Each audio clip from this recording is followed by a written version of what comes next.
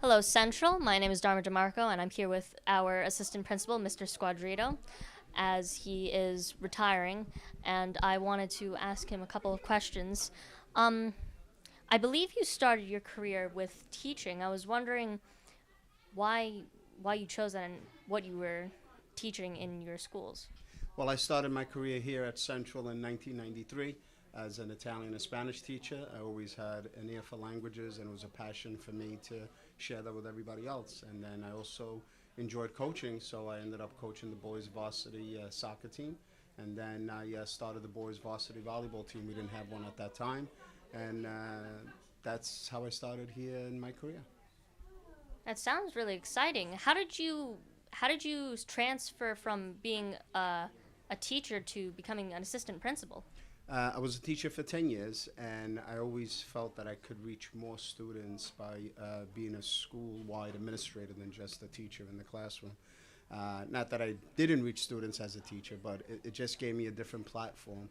So the opportunity arose at Memorial Junior High School, and I was blessed to have that opportunity to interview and get the position in 2003 as assistant principal at Memorial Junior High School.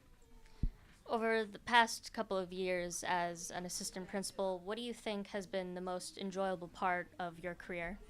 I'd have to say especially this year, because coming from Memorial, I hadn't seen the seniors in a few years, and seeing the growth that they've made, the improvement, and just to see them grow into young adults has been probably the best satisfaction I've had in education over 32 years in the business.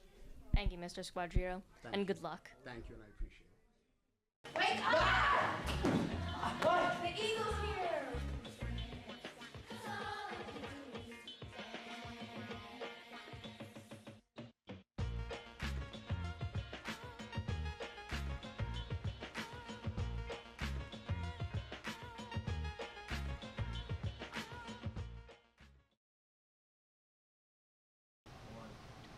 Good morning, Central. My name is Dharma DeMarco, and I'll be reading this week's lunch. On Monday, we'll be having jalapeno and cheddar beef hot dog on a bun. On Tuesday, we'll be having gochujang, hot honey chicken sandwiches. On Wednesday, we have spaghetti and chicken meatballs. On Thursday, we'll be having Dutch waffle and chicken sausages. And on Friday, we are having an Italian-style buffalo chicken roll. That's this week's lunch, and that's good eating, Central. Hello, Central. My name is Mark, and I'll be reading you this week's weather. On Monday will be a low of 15 and a high of 28. And on Tuesday will be a low of 22 and a high of 41. And on Wednesday will be a low of 36 and a high of 48. And on Thursday will be a low of 35 and a high of 49. And on Friday will be a low of 36 and a high of 52. And that's your week. That's your weather, Central. Good morning, Central. This is Bianca Escobar, your Future Medical Leaders President, advertising our UNICEF fundraiser. The fundraiser will be on March 5th, Thursday, right after school in the cafeteria, where we will be making zeppelis by our culinary crew. So, these zeppelis are at a great deal. They're at $3 for 6 donuts. It's an amazing deal. Not only are they delicious, but they're for a very impactful cause. It's to raise money for measles vaccinations all across the world. So not only will you have a delicious snack, but you'll also be able to be helping fund a very important cause. So we'd love to see you there. Thank you.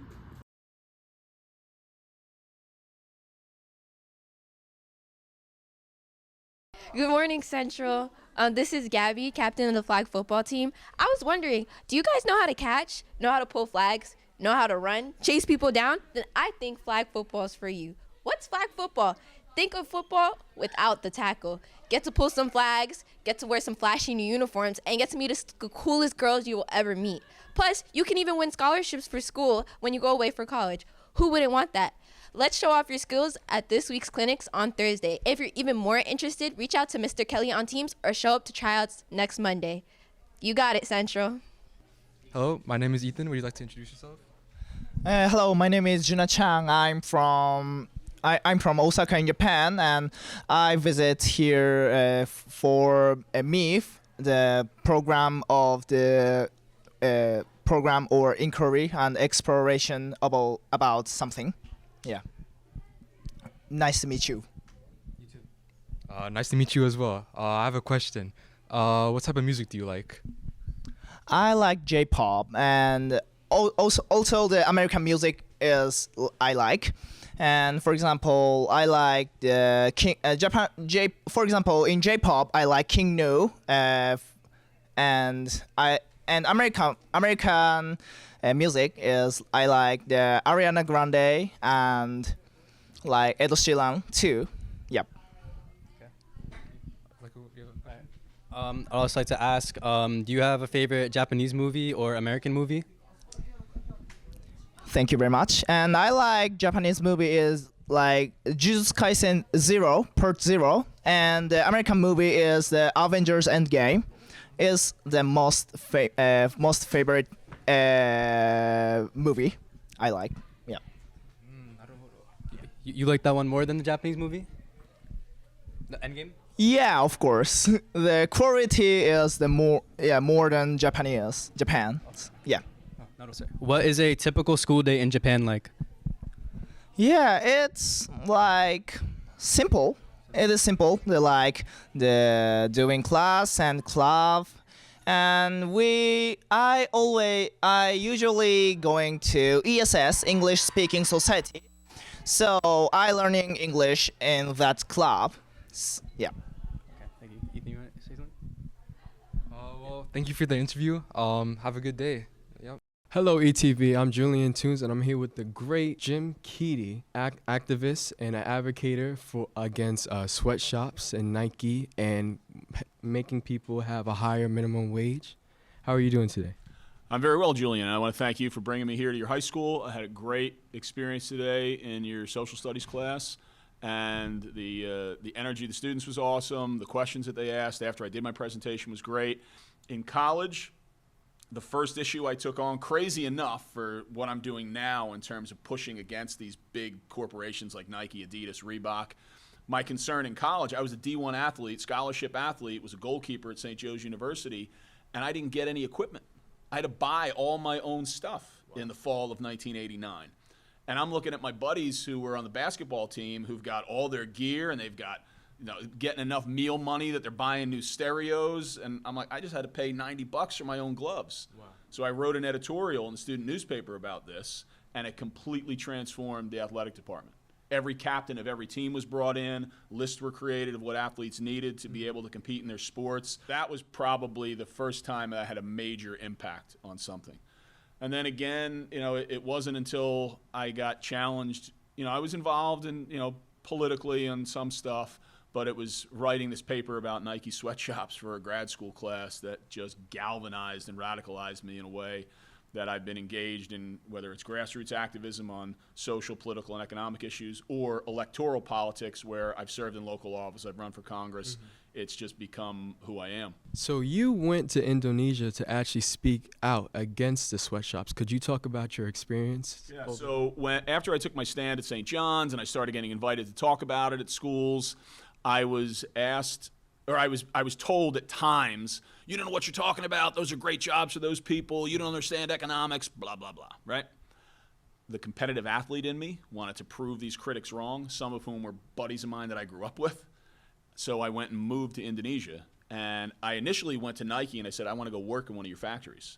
And they came back with a whole laundry list of why that couldn't happen.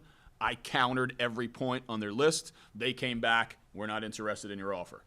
So I designed a project where, okay, if I can't work in the factory, I can certainly go live with workers. So that's what I did. I went and moved to Tangerang, Indonesia, this industrial suburb outside the capital, Jakarta, and lived in a workers' village in a slum where I slept on a cement floor and had rats and cockroaches coming in at night and open sewers outside in the streets, and tried to survive on a worker's wage. At the time, it was $1.25 a day, and I lost 25 pounds in a month living like a Nike sweatshop worker.